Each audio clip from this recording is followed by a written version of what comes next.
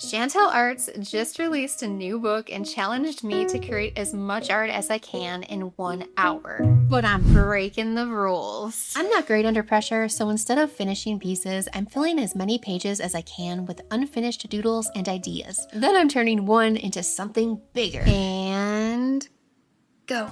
Let's see, so the first doodle is, what's on your list, big or small? Let's just doodle some little presents. Yeah, I'm failing. Let's just move on to the next one. We can always come back to this. Draw things that don't make any sense. What is surreal? Okay, so that makes me think of Salvador Dali and oh, why is this so hard? Okay, there are some that I marked previously because I want to do them. Which art supply is never used? Grab it and see if you're missing out. Mike, hold my spot, please. So I just grabbed a bunch of random colors. Does that bleed through? It kind of bleeds through. Oh, it's fine though. I'm not very good at drawing from my memory. It's not gonna look very good. When do I stop? What is difficult? I would say I'm not doing that one. No, thank you. What's this one? Why so big? Draw something bigger than you. Let's just do the whirl. I think this could actually be cute if I turn it into like a monster or something. Like I give it little eyes. I mean, of course, I gotta fix something. Let me see. I want to add the sun. They could be king and queen. And then maybe she has, I don't know, like drippy, melty shapes. What's the fairy tale? Make a fantasy world. Let's do a fantasy world in Prismatica. I wonder if the river should be rainbow. I don't know. What I need to do to make this better is to just scribble. Done. I think that's enough of an idea for me to look at and know what the heck I'm doing. What else can I do? What's in the water? Let's do a sea wave. Gotta love me some sea waves. Wow, I'm actually very impressed by this. It makes me want to go back to some of the other ones. Oh, we're going back to these trees. Oh, nope, I'm not using that color. When in doubt, add purple. Fill this page with mysterious bottles. 1, I don't really know how to draw a bottle, and 2, I'm not really trying. That's more of a jug than a bottle. Like, it's okay. We're just having fun. I have seen a bottle like this, so that's not new. It's giving ketchup bottle, but that's okay. Ahoy, matey. This one, I think I'm gonna go back to my tree idea. We have 28 minutes and 43 seconds left. What do I want to do next? What is bubbling? Draw something that pops or bubbles. So bubbles are actually really fun. I like to just start with one color, then I just grab another color and I start outlining one side. I like to grab something similar to that color and do it next to it. So in this case, it will be pink. What's growing? Draw from below. I immediately thought of a radish. Of course, he's got his little eyes. He's like, oh, maybe there's another little radish. I just keep drawing things in love lately. Make a log of the first thing that pops in your head. Oh, I don't even know. Let's do a tiger. You knew a tiger was gonna be coming eventually. Oh, I feel like I already messed up. I messed this part up because this should be like the nose. The nose is like here. And then it comes down. And then you've got like the teeth. It looks more like a rat right now. I think that's gonna help it. I did do a really cool scribble tiger last year, which is available in my art shop. So if you want to see better tiger art, I would definitely check that out. I'm gonna put it up on the screen. I think I'm done. This looks like a cursed tiger if I've ever seen one. I have 1 minute and 34 seconds left. I'm calling it. So how much art did I make? Okay, these were all really quick. Starting with the first one. This is a little embarrassing, but it counts. I feel the same about this one. Even if I don't choose this, I can still put bubbles in the final piece. This one's actually my favorite. I think it has the most personality. These are just cute. This one's interesting. This one is probably my favorite out of the entire batch just on its own. I would be on doodling with this one. Again, I don't know if I could do a final piece with this one. Maybe they could be stickers in the future. What I can't stop thinking about is this tree. I think the composition is interesting, and maybe I could add a tiger over here. I think it's going to be great, so let's get sketching.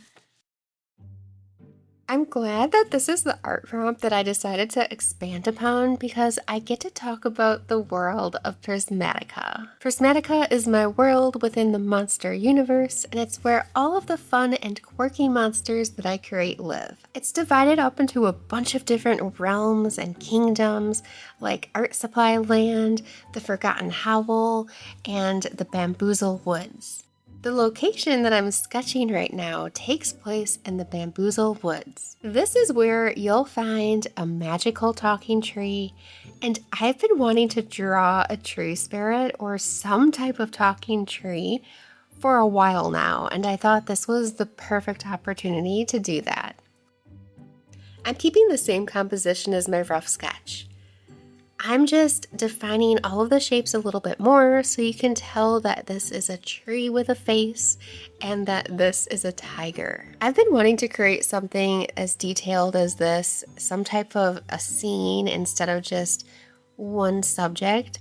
And I'm going to put the tiger and the tree in the middle and everything else around them. I've been practicing my sketching technique so I can show more of it on camera, and I'm excited to say that I'm really excited to sketch in front of you guys now. I like to start out with light sketches at first and then build up darker detail on top of that. Once I'm happy with my initial sketch, I take a Sharpie and I chisel out the lines that I like. Then I flip over the paper, add some graphite to the back using my pencil, and then I take that and transfer it onto Strathmore mixed media paper. The sketch is the foundation of the artwork, so it's important that I get all of the details as close as possible. I can still do some tweaking with a pencil after this step, but it's always easier to have a good foundation before I start adding paint. Now it's my favorite part, the part when I get to add the color. And if you've been watching my channel for a while, you know that I just love to start with a nice wash of color. I like separating the washes into different areas. And then once that's complete, I start adding more detail on top of that and everything just comes together. It's so satisfying to watch. Quick note, if I sound weird right now, it's because I got sick in the middle of making this video. I spent 3 days in bed. I didn't know if I was gonna make it, but I'm finally feeling normal enough to talk and sit up. Take your vitamins, drink plenty of water, wash your hands because it is flu season right now, and there's some pretty nasty stuff going around. But I'm doing better now. So, just in time to bring this little image and scene to life from Prismatica. Let's just go into the story. Let me tell you about what is happening in this scene. Deep in the Bamboozle Woods, there lived a tiger without color. Quick note, this tiger is very similar to the snow leopard that we talked about in another story. So keep that in mind while I'm telling you this story. He was a special breed of tiger known as a Siberian white tiger. But he didn't know that. All he saw when he looked at his reflection was something that didn't fit into this world of color. Why does everything here get to have color but me?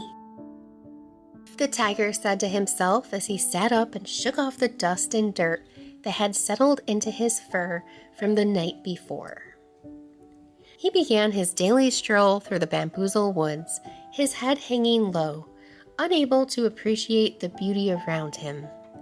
Everywhere he looked, flowers bloomed, rivers shimmered, creatures danced through glowing fields. The world was exploding with color, but not him. He trotted miserably along until he came across a stream he had never seen before. Standing near it was a small mischief maker holding a jar filled with green shimmering dust. "What's that?" asked the tiger. This is a new type of magic. And just as quickly as he said it, poof, he vanished. Curious, the tiger stepped closer to the stream and decided to follow it. That's where he found the tree. The tree was old, older than the forest itself. There was no question about it. Its bark curved and folded like wrinkles, making it look old and wise. When the tiger approached, the tree opened its eyes. "Why don't I have color?" the tiger asked. The tree did not answer right away. Instead, it let the question settle like a ripple in water. "You are not meant to have color," the tree finally said. "The color is inside of you." The tiger tilted his head. "But I can't see it." The tree's branches shifted, and from within its roots, it revealed a small glass bottle. Inside was a soft, swirling glow that pulsed like it was alive. It was the same type of bottle that the mischief maker was holding earlier. "This will not give you color," the tree said, "but it will help you find it." The tiger stepped closer. "How?" "It will guide you," the tree replied, "but only if you follow it without needing to understand it." The tiger hesitated. "What if I go the wrong way?" The tree's expression softened. "There is no wrong way. Only paths you are not ready to see yet." Slowly, the tiger reached forward and took the bottle, but as soon as the tiger grasped it, it saw another black and white creature within it. It was kind of like looking into a crystal ball, but then it disappeared. The tiger looked up at the tree. "What was that?" The tree smiled gently.